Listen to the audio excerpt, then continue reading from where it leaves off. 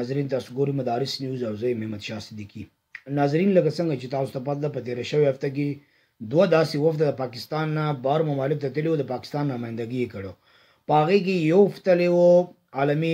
حسن مقابلې ته، او بل وفد تللی و په الجزایر کې عالمي محفل حسن قرات کې د شرکت دپاره. عالمي محفل حسن قرات الجزایر ته دوه داسې ماشومان تللي وو چې په هغې کې یو د حافظ ابوبکر په نوم باندې په دویم پوزیشن باندې راغلی،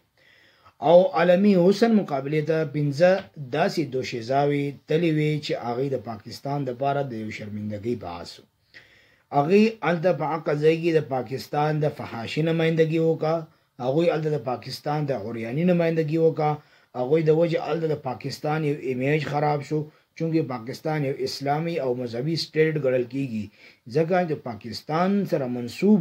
داسې مقابلو کې وفدونو د شرکت کول دا د پاکستان د سټیټ او د پاکستان چې کوم آئین دی د هغې سره دا بالکل منافي خبره ده. نو زموږ میډیا باندې چې وګورئ تاسو، په الکترونیک میډیا، پر سوشل میډیا، فرنٹ میډیا، ټول دا